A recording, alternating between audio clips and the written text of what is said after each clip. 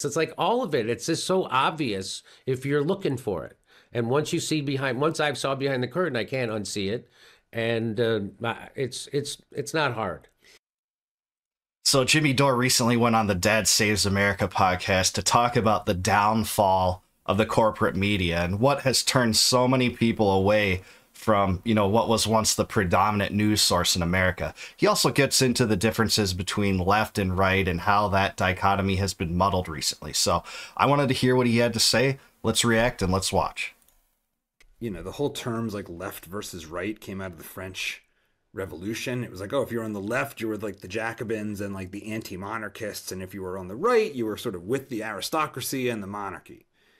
But today, it's sort of like the Trump team would be the left. Like they're the closest thing to an insurgent that's trying to take on the entrenched interests. And what we've called the left seem to be in favor of all the things that that Walmart does on Twitter. It's like there's all the same. So has the left and right just completely reversed, or is left and right just stupid and doesn't even make any sense in our politics now to even think in terms of left and right? I think it's confusing to try to think in terms of left and right, just like I laid out at the beginning of this show, was that the things that the left is supposed to be traditionally about, they're not, right? And the Democratic Party is now beholden to Wall Street. And as my friend Russell Dobular says, if you're a left party that's in bed with Wall Street, there's no point to you, which is why they have to push identity politics, because that's all they have left. And identity politics doesn't come from the bottom up, it comes from the top down. And why? As Christian Parenti explained to me on my show, son of Michael Parenti, they've been doing this since World War II. It's the NGOs like the Ford Foundation, the Rockefeller Foundation, work hand in hand with the deep state to make sure that social movements don't have an economic component to them, right? So so that's why they push identity politics. That's why the deep state pushed feminism. Yeah. And I can't say I disagree with him. I think he's right on here. You saw at the rise of two populist movements. On the right, the Tea Party movement, and on the left, the Occupy movement in the latter kind of 2000s before, 2010 turnaround, kind of 2008, maybe to 2012. Both of those movements were making headway. And that's when you got a lot of this new culture war stuff injected, and it really does seem to have been orchestrated and not organic. You can do like LexisNexis searches on, words like trans and, sexism, racism, white supremacy, and it all seemed to kind of come in much bigger spurts at that time. What's her name? The big feminist. Now I'm blanking on her name. Doesn't matter. Jane Fonda. No, so I guess she's Gloria Steinem. Oh, right. Said she was at CIA, and so that's the game. The game is that that's when did they kill Martin Luther King? Not when he was desegregating lunch counters, because that makes everybody money. And but it was when he was doing a poor people's march, when he turned against the Vietnam War, and he wasn't doing a poor black people's march. He was doing a poor people's march. Same thing with Malcolm X. When he realized that it wasn't a black white thing, that's when they got rid of him. So that's what it's always those. That's where identity politics comes from. They want you to identify with your sexuality. They want the most important thing about you to be your skin color or your ethnicity or your race. And that's a mistake. And that's there to make sure people don't come together and divide people. That's so true. There's nothing more poisonous than race ideology when it comes to dividing people. They've successfully divided people along cultural lines that otherwise would unite in terms of like opposing the censorship regime and opposing the wars and opposing the police state and surveillance state. They've used the culture war to drive a wedge between left and right forces that generally would agree with on those things otherwise.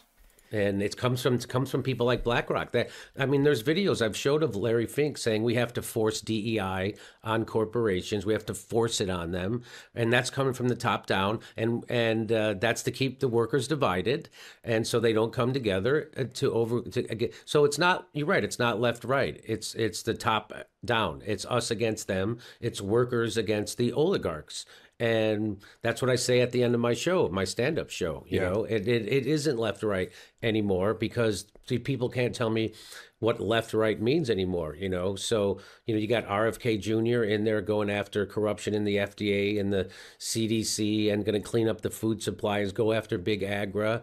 You got Trump and stopping a war and wanting to make friends with Russia and China and floating the idea of cutting our military by 50%. That was the biggest like overlooked statement in the past several weeks. It was sort of shocking that this was said like by the president. By the president in the Oval Office. Got like that sounds like something that you would think Bernie Sanders would say. Of course, he would never say it because he's also afraid of the military-industrial complex and the deep state, and he does their bidding.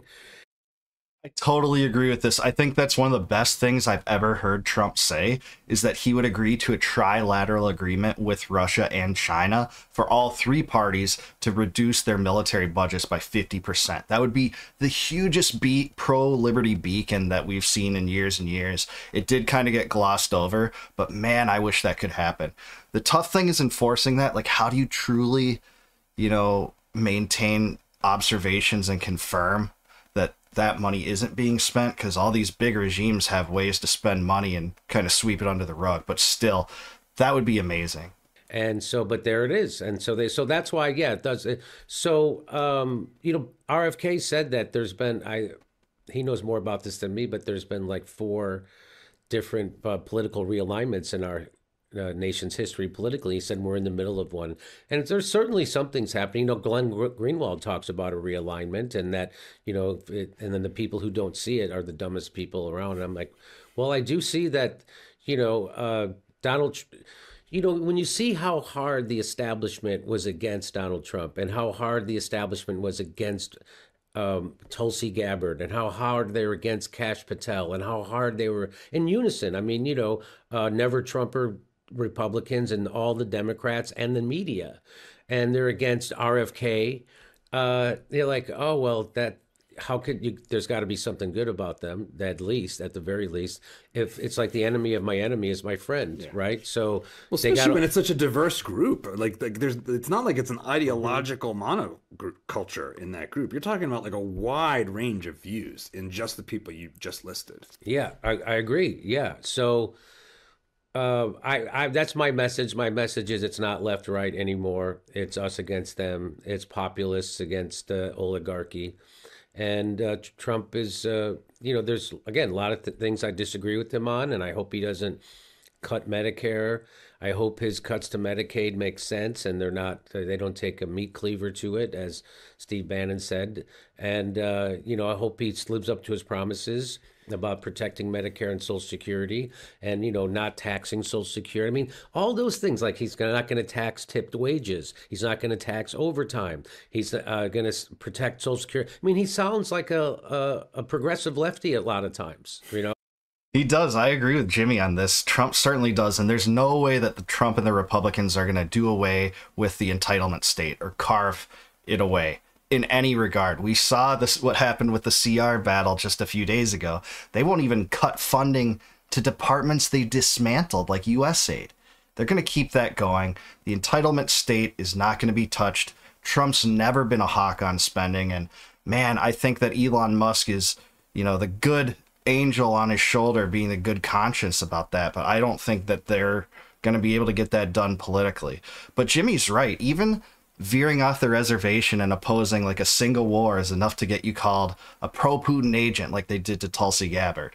Or if you raise questions about the COVID regime, it's enough to just call you a conspiracy theorist. That's what they did to RFK Jr. So just wandering off the reservation a little bit is enough for the left just to throw you out. And that's why you see this realignment a little bit.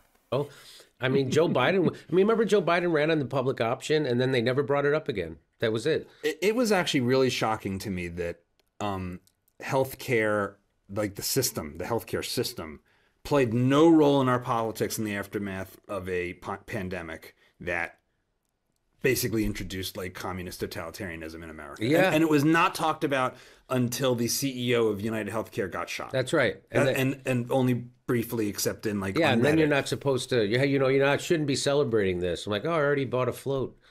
But I'm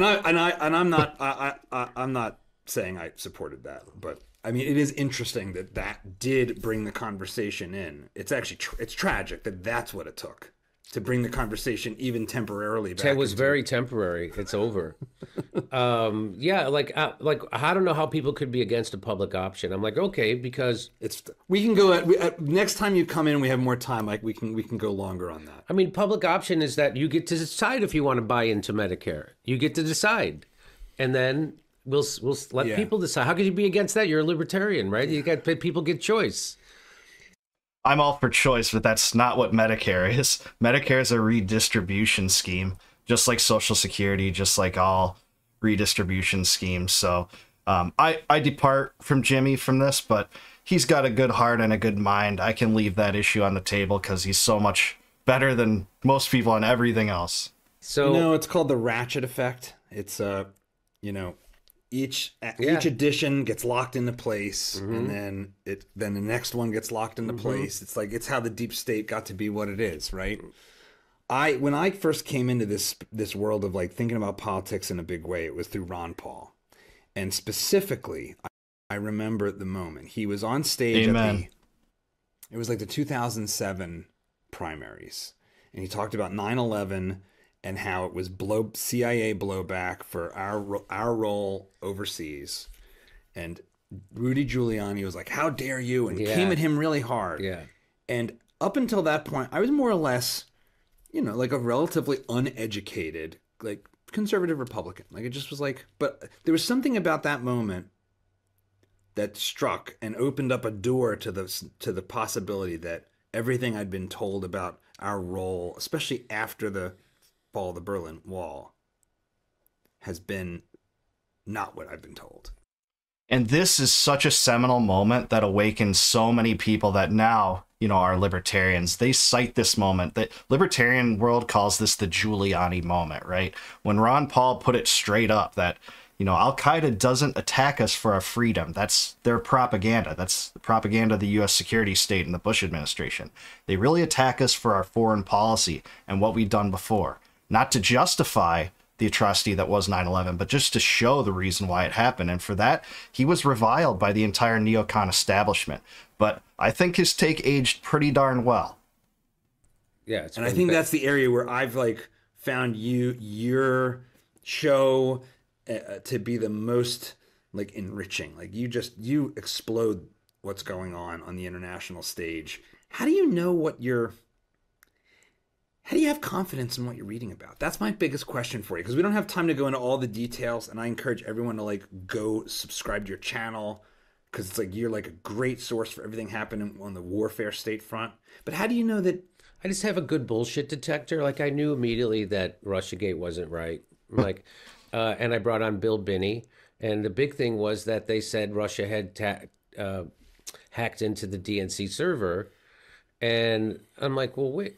The FBI didn't inspect the server. They gave it to CrowdStrike, which is I'm like, when has the FBI ever farmed out an investigation about something this important? That's not. So right away, my spidey senses, right? And then I brought on Bill Binney, who's the top code breaker for the NSA, and the FBI tried to entrap him, and he's so smart, he outsmarted them. And he came on and he said, no, if this was hacked by the Russians, there would be evidence of it. They can't hide it, and it's not there. If that evidence existed, they would show it to us. And he said the reason why they're not showing it to us is because it doesn't exist. And he said that he looked it up anyway. So I knew it. So then I got that. And so then once you get that, you're like, oh, so then you just see it through a different lens, everything you see where they're lying about all of it, right? And how it's all made up. The FBI lied to the FISA court 17 times so they could get a tap on Donald Trump's phone, so they could get some dirt on him to impeach him. And nobody knows that. Nobody knows that they did that. And that if they can do that to Donald Trump, they can do that to anybody who's a threat to the establishment. So somebody in the establishment sees him as a threat. So that's, and then with the Syrian gas attacks, right? So I'm like, this doesn't make sense. At the time, Assad was winning the war. And why would he use gas? The one thing that Barack Obama said, if he did that, we'd have to And so, of course, there was a false flag, and it was obvious the reporters on it wasn't easy. It wasn't hard. Once you realize that they're lying, that's my jumping off point, is that the government is lying. Now I just have to figure out where. And Yeah, he's so right about this, especially like with Russiagate. There's still only been one person that's been charged for their complicity in violating the law with that. It's the FBI agent that lied on the FISA application, alleging that Carter Page was tied into this pro-Putin conspiracy where the president conspired with Putin. It was all garbage, and still you find leftists bring this up. It's been so thoroughly discredited, it's crazy. With the Syrian gas attacks, same thing. That's what kind of inspired kind of Obama to start a foothold in Syria and Trump to continue it. All these lies just do not age well, and then no heads roll almost. then it becomes obvious very quickly, often, where they're lying. Is there a way that you recommend people like check their priors? Because as you're trying to grapple with this world of information we're in, that's the thing that's so interesting to me, is like, I am completely with you. Like, I don't trust anything that is the received wisdom, is the talking point, that everybody on like the old like regime media is saying. They use the same words. It's always like, I remember, what was that? Was it during? The latest one is the ball is now in Russia's court. But yes, this absolutely happens. It seems like a directive is put out from on high, and then everyone in the NPC establishment repeats it. It really is eerie almost. COVID, when they had all the local news stations read the same script, and then there was somebody compiled them all and just sort of did like a Brady Bunch video of them all sounding like robots. Yes. Have you ever gone down a road that your nose said, this doesn't smell right, and then found yourself in a place where you're like, I'm in the wrong. I went down a dead end here. This is not. It's not what they said, but it wasn't this either, and I'm not sure where to go from here. 2 weeks to flatten the curve. Safe and effective. The Hunter Biden laptop story isn't real. We've all heard these things repeated ad nauseum. No, I haven't experienced that. I was right about Russiagate. I was right about the hacking the DNC server. I was right about Seth Rich.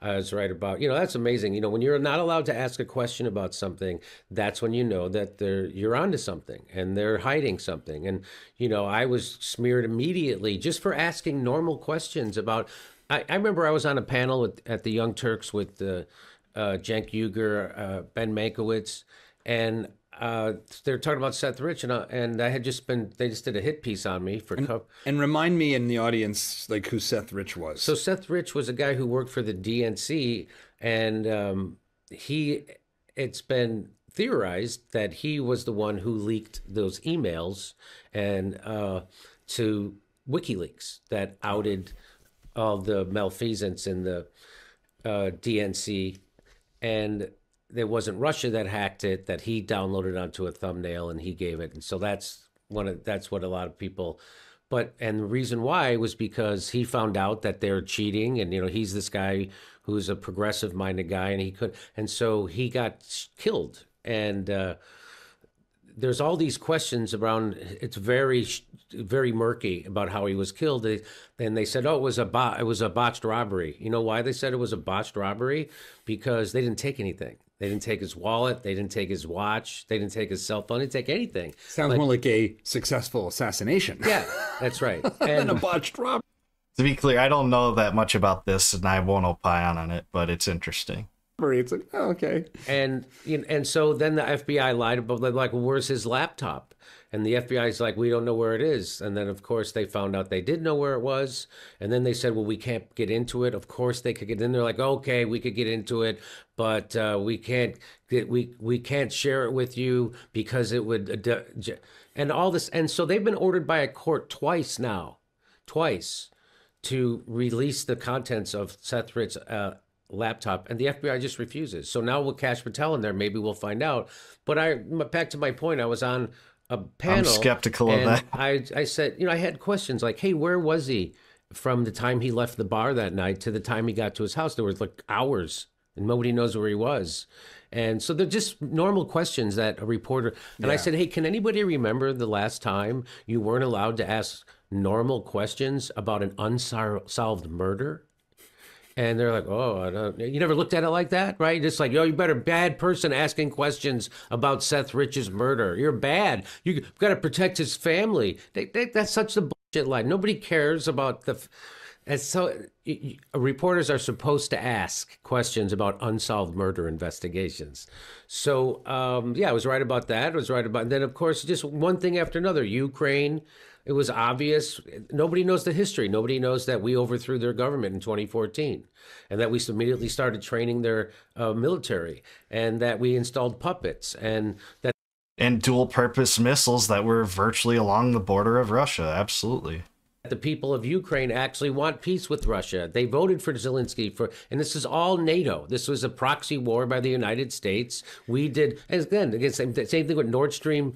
But it was so, and then January 6th, it's like all of it. It's just so obvious if you're looking for it. And once I saw behind the curtain, I can't unsee it. And it's not hard. If I can do it, it's not hard. Jimmy speaks the truth like he so often does here. It's just been lie after lie after lie after lie. And then people wonder why, the general common American doesn't watch CNN anymore. Why Rachel Maddow's ratings in terms of ratings on the television are bad. Why Joy Reid's program was canceled. It's no mystery to those that actually pay attention. Once Americans have seen this and, just abandon it, you can tell the reasons. It's not like they don't know the formula to get more viewers, but it's not that simple for them. They're trying to drive an agenda down, and it's so great to see Jimmy kind of understand that and articulate that on a really big podcast like this. I have the most respect for Jimmy, so make sure to subscribe to his YouTube and subscribe to Dad Save America. Like this video, subscribe to Liberty Vault as well. And I want to hear what you guys think. Do you think Jimmy Dore is right about the distinction between left, right, and why corporate media is failing so bad to captivate the average American anymore? Yeah, let me know in a comment below. And until next time, no more war, no more debt, no more inflation, and no more empire. Peace out. I'll see you guys in the next one.